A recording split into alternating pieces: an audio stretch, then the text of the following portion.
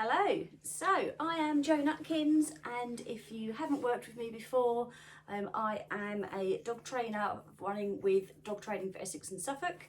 I am accredited with the Kennel Club in the UK, and I am also a certified professional canine fitness trainer, along with other bits and pieces that I do with lots of different dogs of all different ages and abilities. So what this movie is for today is to look at canine arthritis. So obviously this is a general video. This is a video for people who would like to try and prevent arthritis from coming on, as well as dogs that have got arthritis that's been diagnosed, and you're looking for ways just to help your dog to slow down the arthritis progress, really. A lot of the time, especially with younger dogs that have early onset arthritis, the instant response is that means my dog can't do anything. I need to stop them doing things, stop them doing agility and stop them jumping and going for long walks. Whereas actually you can adjust the exercise and the sports and activities that your dog does, but you should still keep them moving. Stopping them moving actually means that the arthritis is going to be able to take over more quickly, and your dog is going to be able to do less much more quickly than if you were still moving them.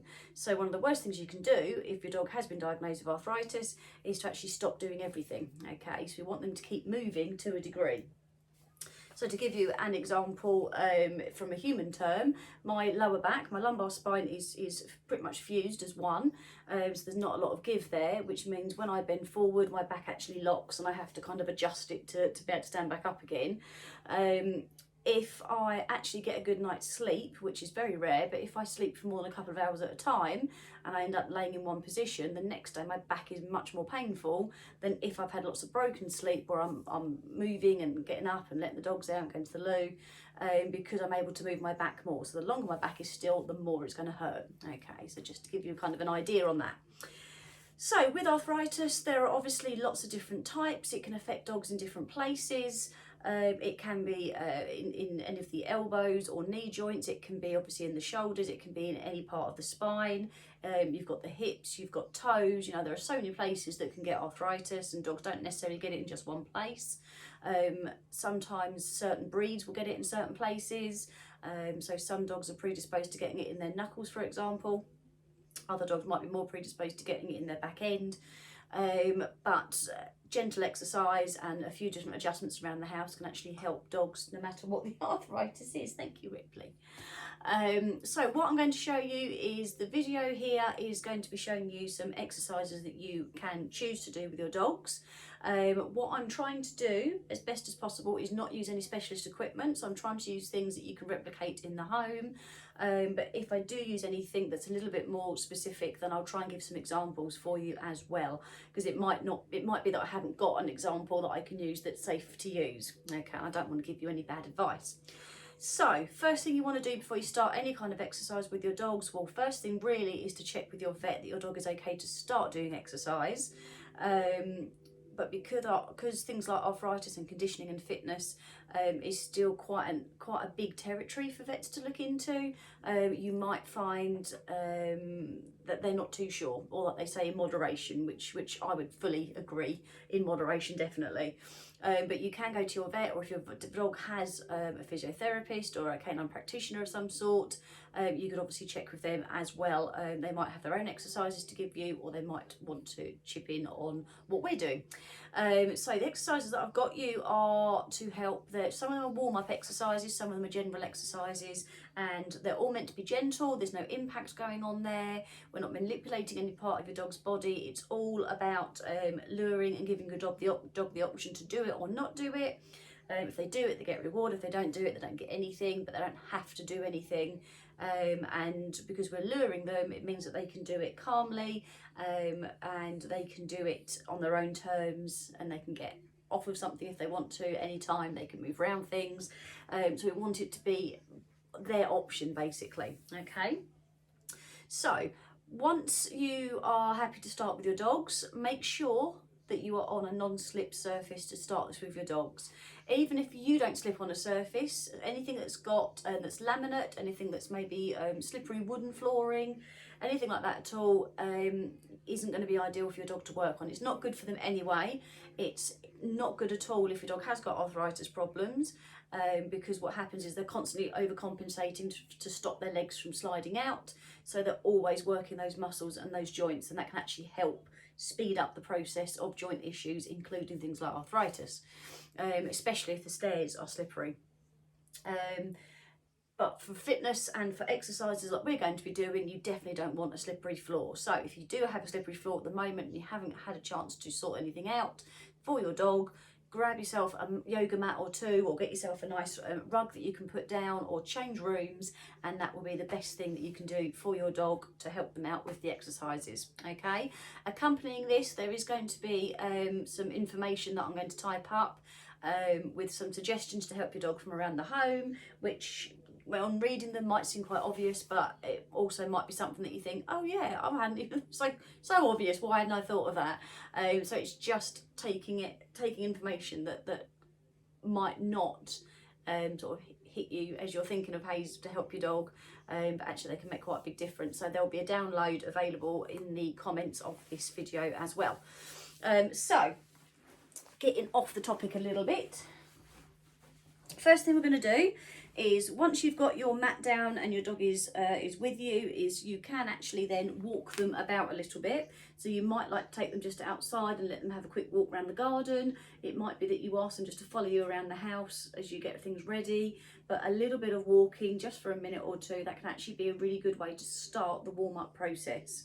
The whole point of the warm-up is it loosens everything up, it allows everything to move much more freely, and it gets the body ready to do more work. Okay, so a little bit of walking is actually really nice for loosening up the body and getting the muscles warmed up, and get the circulation going.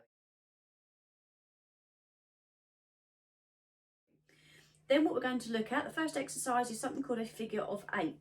Now, figure of 8, you may have seen during dog sports. It's used quite a lot to help dogs learn things like turns on agility. We sometimes use them for tricks training and heel edge music training. We use it in fitness.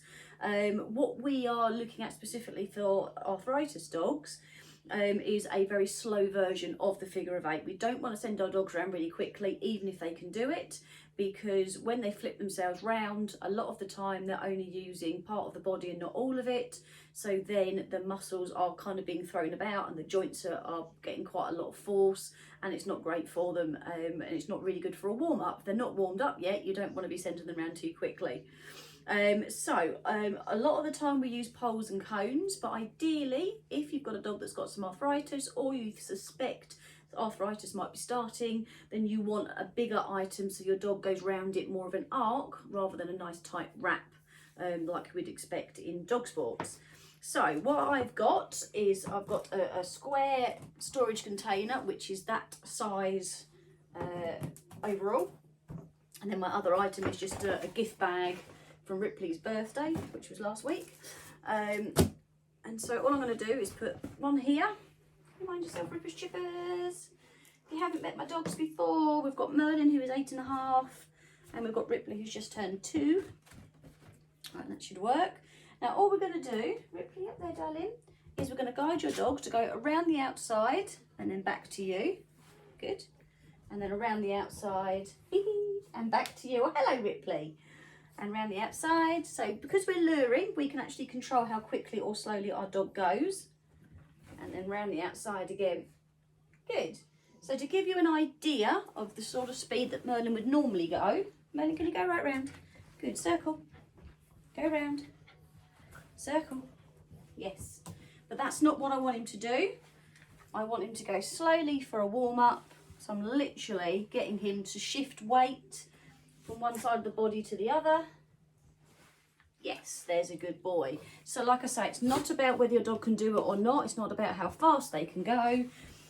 For a warm-up, and specifically if we're doing this for dogs that maybe have got a little bit of discomfort already, hello darling, we are using this to help guide your dog around in that position. Okay, if you've got a couple of big barrels, or you can use dustbin or chairs, something that's big enough for your dogs to actually go round it, that is much better than something narrow. But if you can lure them, then something narrow could potentially work. Okay, hello darling, I know. So that is our first exercise, figure of 8. Now, what you're going to be doing is as a complete figure of 8, 4 as a minimum if possible with your dog. Like I say, because it's non-slip flooring, you can imagine if this was slippery and you let them go fast, the back end's going to come whizzing out, which puts a lot of pressure on the hips, on the pelvis, on the knees, on the toes, and on the shoulders and right across the spine as well. And it means that actually part of the body isn't warming up properly because it's not being used, because it's just flipping out like a roller coaster, front end being the front car, the back end being the back of the roller coaster, and it just whizzes round and isn't being used properly. So nice and slowly, start off with your figure of 8 before moving on to the next exercise.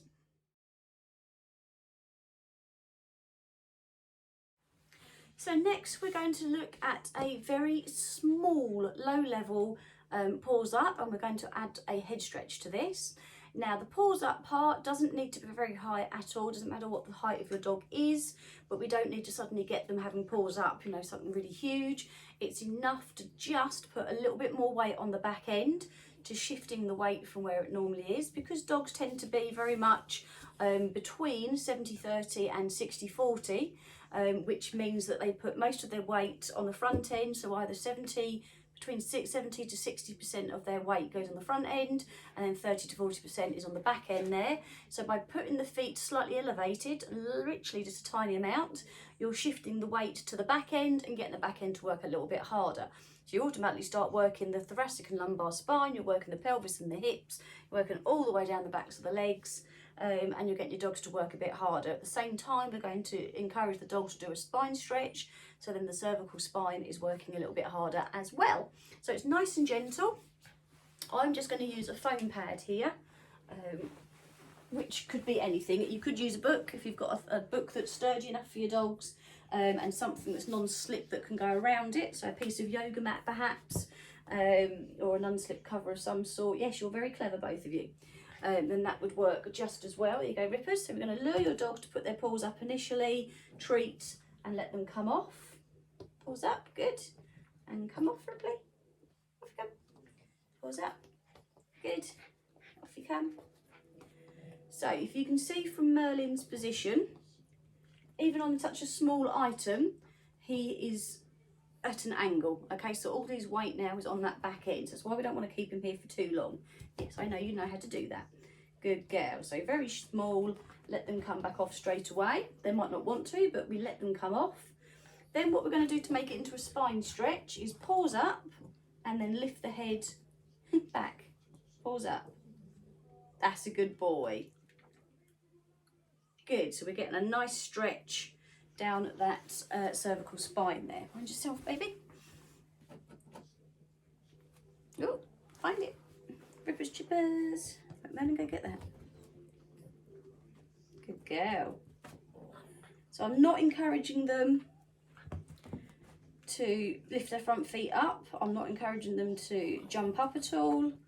It's just enough. If I bring Ripley to the side. Stay here, please.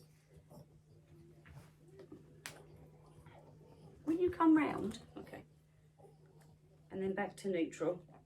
Stretch and back to neutral. So hopefully you can see that it's not actually that big a stretch, but we're getting that nice line down the back there. Okay. So again, I mean, you can start by showing your dog how to do the pause up if you want to do that first for maybe 3 or 4, and then add in the spine stretch itself. So then you can add in maybe another 4 to 6 of those, but literally as quick as I was doing them there, you don't keep your dog there for a long period of time. It's just pause up, quick stretch. If they want to get off, they can get off. But if they're happy to stay there, which Ripley currently is, then that's absolutely fine. You might find that initially they get off, and then after doing this a few times over a couple of weeks, they start staying there because actually they're getting stronger and the muscle is supporting the rest of the joint much better. Okay, so have a try, see how you get on with that one, but say you want it very, very low down, no matter what the height of your dog is. It doesn't need to be a big step up, it just needs to be enough that the front end is marginally elevated, and getting that little spine stretch.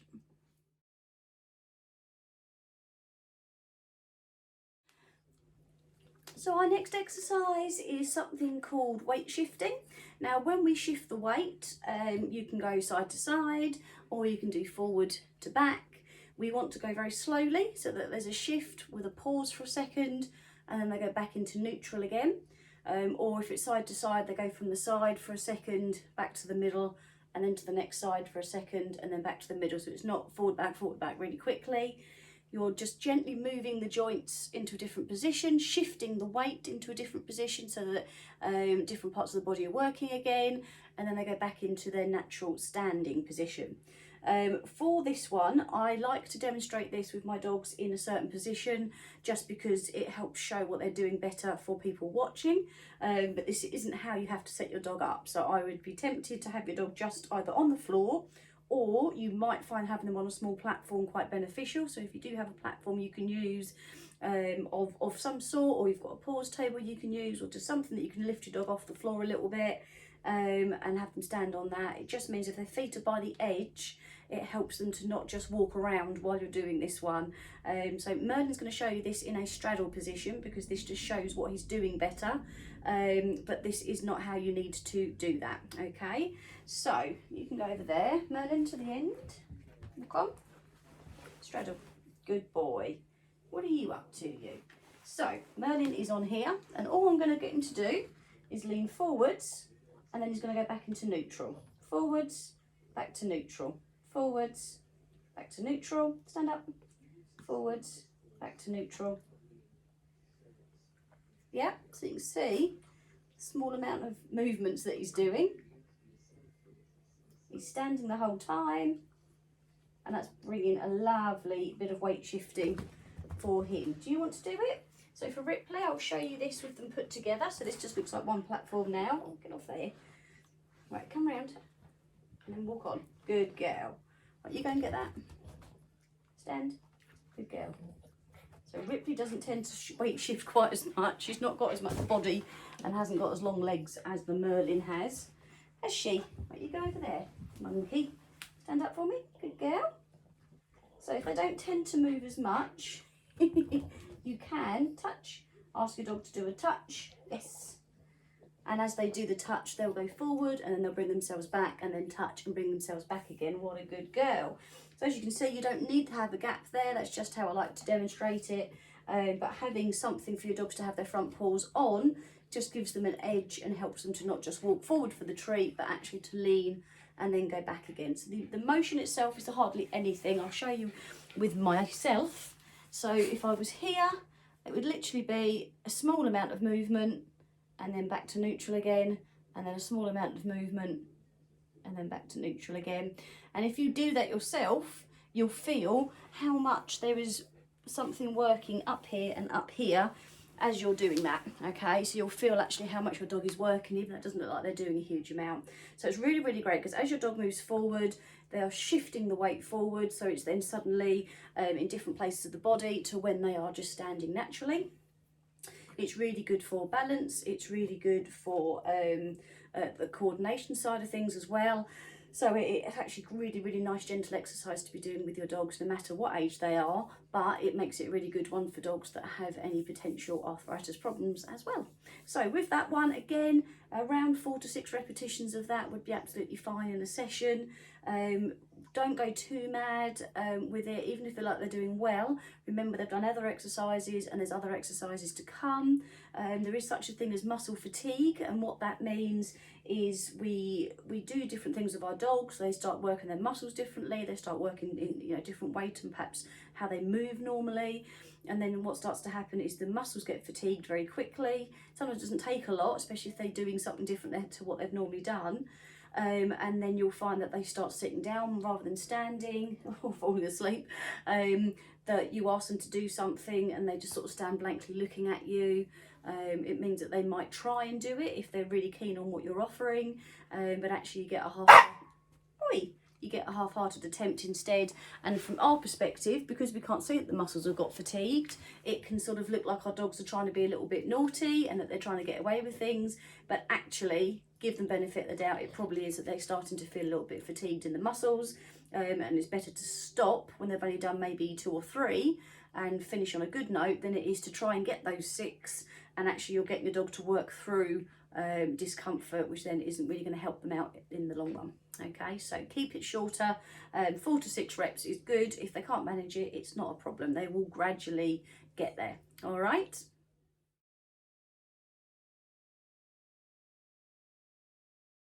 So our next exercise we need no equipment for. What we're going to do is, if the dog is comfortable sitting, we're going to ask them to go into a sit position, and then we're going to add in something in a moment. Okay, so all we're going to do initially is guide them into a nice sit and have a look at how your dog sits. Are they sitting quite straight? Do they have anything sitting out? Are they looking like they're trying to avoid putting the weight on anything? Are they sitting how you anticipate they're going to sit, or has it changed since the last time you looked at sits with them? A sit can tell you quite a lot. So if your dog can sit reasonably straight, legs tucked in, good boy, they get straight into it, no problem, then that's a nice tucked in straight sit. Okay, Ripley, you're going to come and do the same. Sit. So Ripley now is doing a lazy sit. Can you see she's on one hip? This leg's sticking out. That is a lazy sit. That's not what I would expect her to normally do. Little monkey, little lazy 2-year-old. That's better. There. This time, she's not straight to the camera really. Let's put you around there. Sit. Good girl. You're still sitting funny. You're right. So that might tell me that I'm going to have a look at Ripley after this, just to check she's okay. She's got one foot tucked in, so she is slightly skew width. And her tail is on one side, so that can be quite telling. That's better. Good girl. Good sit. Ready? Good. That's better. So now she's nice and straight. So hopefully you can see that on the camera. You can't see her tail because we're too close, but both her back legs are tucked in nice and straight. Her tail is now straight. She's not got out on one hip. She hasn't got one leg sticking out at all. That is a nice straight sit, and that's what we would be hoping to look for.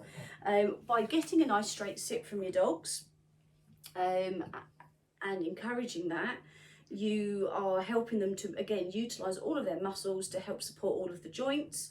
If they normally can sit straight like Ripley normally can, but suddenly they sit with a leg out or they sit on one hip, and so you ask them to do it a second time and they do it again, then that can be an indication that they have got a bit of discomfort and they're just trying to avoid it. So for Ripley, I'm going to palpate in a little while, and I will check all down her back. I'm going to check her thoracic and lumbar spine, which I'm assuming are fine because Moon's now on her.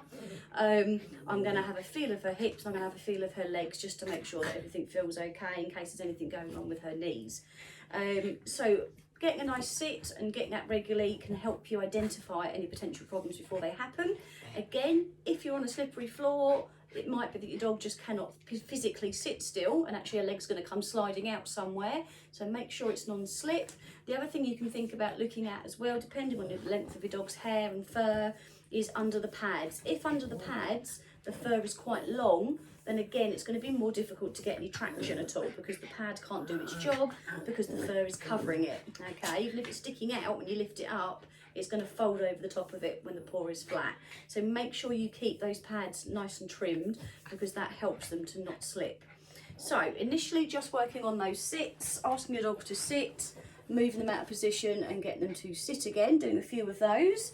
And then if they're fine with the sits, then what we can start doing is asking them to do something like a give paw. So Madam, sit. Good boy. What's your leg doing now? Can you turn that way? Sit. Good. Paw.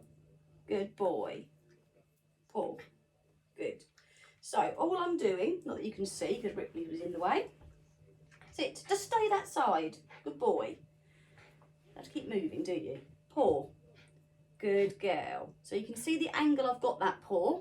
Okay, so I've got it reasonably high so that her elbow comes up and she's kind of in that position. I don't want her doing this. I don't want her doing that. And I don't want her doing that. Okay, I just want a nice position. That's good. Okay, Merlin, paw. That's everything, isn't it? Paw. Good boy. Good. So my hand goes out. They can then put their paw in wherever's comfortable for them. If it's not comfortable, they'll take the paw away. If they leave it there, then that's telling me that they're comfortable with it. Good pair, aren't you? All we're doing then is doing that action. They are automatically working all the core, which is the back and around the abdominals and down the sides. They're also working on the hips and pelvis. They're also working elbows and shoulders as they do that action. So there's quite a lot going on there, but it also gives a nice small shoulder stretch as well, going through to the elbow as well. So it's quite a nice exercise for your dogs to do. Again, if you find that your dog can go like that, but then suddenly they can't lift the other one, that can be an indication that there's something not going right, something that's causing them some discomfort. So if they can't lift that one, it could be they don't want to put the weight on this one, and actually there's nothing wrong with this paw, or they might not want to be able to lift it and actually it's the shoulder or the elbow, or not being able to lift it. Again, it could be an indication that something's not right with the hips or pelvis, and so you'd look at the opposite side and just check that there's nothing going on there. Ask your dog to walk a little bit, check everything looks right. Good girl. Ripley keeps burping. So have a go with that. So you don't want to be taking the paw and pulling it. You must never pull your dog's paw, even if you think you want to do a stretch. Let them stretch on their own, okay?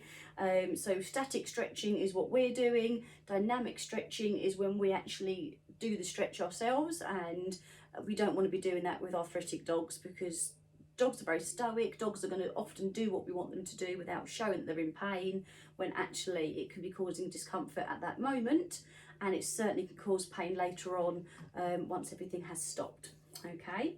Yes, it can. So just a nice gentle paw to your hand.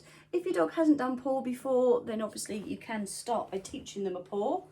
Come around here, sit, good, and paw, good. You want to do one as well, do you?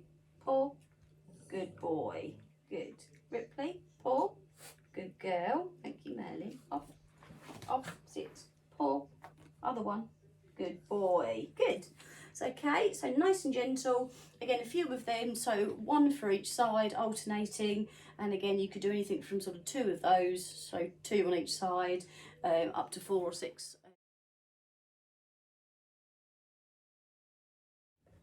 So our next exercise is weight shifting again. This time it's going to be side to side.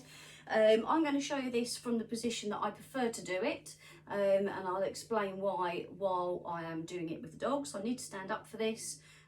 Well, I probably don't for Ripley, but I need to stand up for Merlin. And so top half of me is going to disappear for a moment, but you'll still be able to hear me, I'm quite sure. So what I'm going to do is bring Merlin round between my feet into a peekaboo position.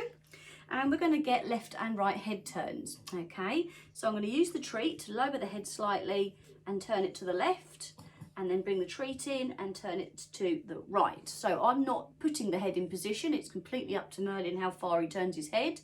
You can see, if I get him to turn with me a bit, okay, that he is looking up at me, okay? So that's not a neutral head position. So I'm going to bring it down slightly first, and then do the turn, and then down slightly and do the turn, okay? So I'm just letting his head go more neutral before I do that head turn, yeah? Right then, the reason why I put my dogs in peekaboo first is because a lot of the time when we then ask them to do this, Merlin, it's here still, darling, we're going to get that turn. We're going to get a pivot of some sort as we're trying to turn the head, which isn't what we're after. That might give a little bit of weight shifting, but it is quite a sharp turn on the spot, and that isn't what we're trying to do. So, Ripley, can you peekaboo, please? So I'll show you with Rippers. Yes, good girl. There's a good girl. Yes. Yes, what a good girlie. Okay, so it's not for very long, as you can see. It was just a split second each way. Guide, let them have the treat, guide, give the treat, guide, etc. And as they're moving their head, you're getting lovely stretches down that cervical spine and down the neck area, through the shoulders, and they're putting different weight on the elbows, on the ankles, on the toes, and there's a little bit of weight shifting happening on the back end as well, excuse my dogs, and they're having a lovely time. So it just helps with a little bit of weight shifting. You can do holding on to your dog weight shifting, but of course that is a much more of a dynamic action. We are forcing the dogs into position, which means that they can't adjust themselves. It might be uncomfortable for them, and then they're more likely to end up showing some stiffness later or the next day. So for arthritic dogs specifically, we want the weight shifting to be on their terms as much as possible, with us just guiding them. Can't hear ourselves with you two. Okay, so have a go at some weight shifting for me as well. They don't have to be between your feet. You could have them in front of you here with them across your body, and then as you bring the head out to one side, they can't go anywhere because your body's there, and then just turn them round and go the opposite way for the other side, and again your body's in the way, so then they literally cannot turn. Okay.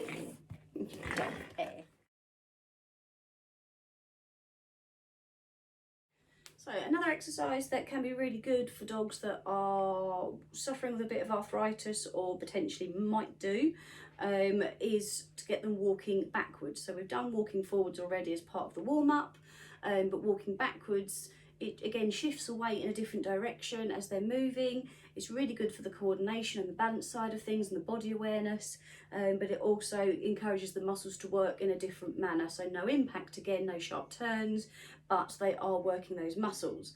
So with walking back, your dog might know how to walk back already, especially if they've done things like tricks training and things like that before, but we don't want them to just start bouncing off backwards away from us. We want it to be slow and controlled, and ideally using each foot independently. Okay, so with Merlin, he loves a walk back, and he can, if I let him go fast and get excited, he will bound. He won't use his back legs properly at all, he will just bound. Now Merlin has bilateral luxating patella, so that means that both of his kneecaps, the groove isn't quite right, so there is a little bit of movement in there, and so he does a lot of conditioning exercises, including walking back work. If I let him just bound, he's not actually working those legs independently, which means he's not going to get the benefit from it, so his muscles won't be as strong, and it allows the kneecap to move and put him in discomfort. So I need to slow things down for him to make sure he's walking nice and slowly. So one thing you can do is to not let them go too far. So just going a couple of steps, stop and treat, and then a couple of steps. Another thing is to go with them rather than sending them. And also we can get them to go to an item as well, so they're not going too mad, but they know that they're going to something not far away. So to get your dogs to start moving backwards, you can start off by sitting with a gap underneath your body. So you could be sitting on a chair, but I don't have a chair in here I can use, and you want to put the treat underneath you here, so your dog goes to get it. Found it, found it, it's there, it's right in front of you, and then they go backwards slightly like that to come out from underneath it. Merlin, there was only one. Good boy, good boy. So he goes under to get it. Just one treat, Mel, come on. And then they go backwards slightly to come out from it. So that's a good way to start them off. Does a little bit of weight shifting at the same time. Right, Merlin, go under there. Rippers chippers. Then what we can do is, from them standing, is if we bring the treat under the nose, we go under the chin, and as they start to look down, they weight shift forward slightly. Ripley, there's only one baby. And that gets them to just take that little step backwards. So I'm not pushing into her. In fact, I don't think you can see. Good. I'm not pushing on her nose at all.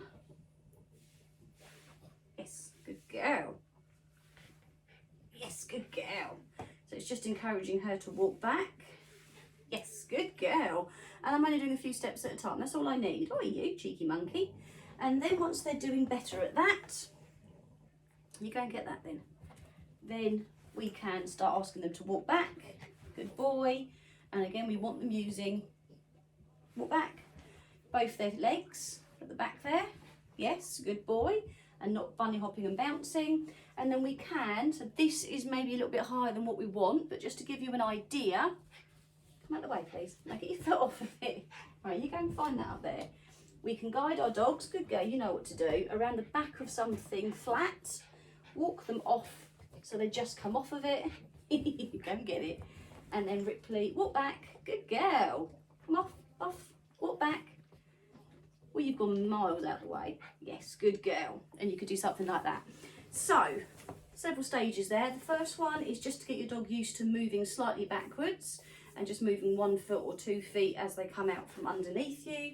If you had a chair you could sit on, then you can probably get the treat further back than where I can get. Once they're okay with that, then you could be standing up or kneeling, depending on the height of your dog. Hands together, and treat goes under your dog's chin. So as they go to see where the treat's gone, that helps move the back legs. So you're looking at what the back legs are doing. 1 step is enough to get a treat. You might get 2 steps if you're lucky. Do that a few times over a few sessions, and then you're more likely to start getting maybe 3 or 4 steps from that. Don't push it too far. From there, you can then see if your dog can do it on cue. So while you're doing the treat under the chin, you can ask them to back or walk back or whatever you want to use. I know some people say beep, beep, beep, beep as they go backwards. So from there, you can then see if your dog will go back from you, step or 2, go to them to treat and then carry on. and then from there you could then have something for your dog to tread on. So I was using the foam pad, but it could be something like a very thin book, something like that, or even a carpet tile would work, or a doormat.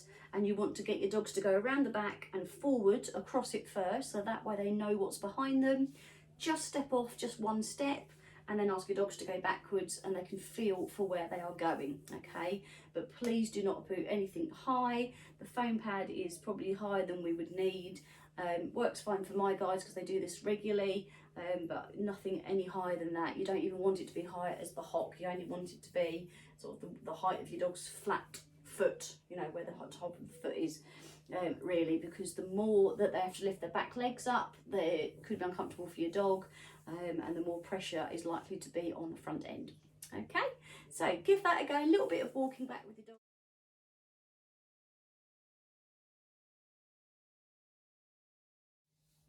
And so we can then finish up with a very, very light and gentle form of massage. So this isn't anything that's going to be getting knots out, or, you know, getting really in deep there. It's just very, very, very light and helps with the cooling of your dog down, helping everything get back into the position it should be, helping the muscles snap back onto the skeleton, helping everything become nice and relaxed, nice and calm again. It's called skin rolling, and all it is really is starting around the neck of your dog. You're just literally rolling the skin as you go down your dog's body towards the tail. Walk your hands back up, then we can go down the side. So I'm kind of not quite pinching it. It's kind of what I do when I'm stripping their fur. Good boy, aren't you? It's a good boy. Oh, is it nice? Yeah. So what I'm kind of doing, you can see with my arm there where I've got a bit of excess. That's all I'm doing. I'm just sort of pinching, letting go, pinching, letting go, and that's skin rolling. Okay, so it's like that as I'm going down. So always working down the body. Good boy, aren't you? Do you want me to do that for you, darling? So Ripley's got less spare skin, so a lot of it is moving the fur for her. So skin, bit of skin roll. Hopefully you can see some of that. Good girl, this is nice. Is it lovely? Oh, it's just also a nice thing to do with your dogs. You come over here for me, baby. Ripley, Ripley, come. Good girl. And you can sit. Good girl. You can also go down the side of the body, down past the rib cage. That's also got a nice area you can use as well. And then work your hands back up to the top, and then finish off with a snog for your dog. So that would then help cool your dogs back down again. You can also now let your dog have just a little bit of walking about. So what I will do at the end of this video is take mine outside and let them have a quick mooch around the garden, which will help naturally just finish off that cooling down process, and help everything go back to where it should be. Okay, so hopefully that's given you a few ideas on some exercises. Obviously you haven't got to do them all. I would urge you do the walking at the start and the end though, because they help contribute to the warming up and the cooling down naturally. But you haven't got to do all of these exercises, and certainly haven't got to be done every day. A couple here and there throughout the week will just be a really nice way of helping keep your dogs strong, helping them to avoid some of the discomfort associated with arthritis. And as I've mentioned before, with some of the exercises, it can also help you identify if they're having a bit of a flare-up day or if anything's not quite right, because suddenly they won't be doing the exercise the way they have been. So it can be quite helpful for injury prevention and injury spotting as well. So, like I say, accompanying this in the description for this video, there will be a download so that you can go into that, and there'll be some written information to go with this for you. I hope this has been of help to you. This does not replace any guidance from your vet or your canine professional, so please do speak to whoever you normally speak to for your dogs for more personal information. This is very general. If you're not sure about any exercises, don't do them, and if you want to know any more about canine arthritis or general fitness for your dog, conditioning and strengthening, including confidence boosting for puppies and doing work with senior dogs to help them keep mobile and strong for longer, then you're always welcome to message me at Jo@Dog Training for Essex and Suffolk, and we're on Facebook, and you can also email me on JOE@dogtrainingessex canine-suffolk.co.uk, and I'll of course be happy to help. Someone else you might like to look up is CAM, which is Canine Arthritis Management, and again they're on Facebook, they're on Twitter, and they are excellent people. They really know their stuff and they specialise in canine arthritis, not just older dogs but generally any dog with canine arthritis. They really do know their stuff. They have a lot of guest speakers on their Facebook page as well, giving advice and information, and definitely someone to look at and contact if you're concerned about your dog. Okay, so thank you very much for watching. I do hope this has been of use to you, and take care for now.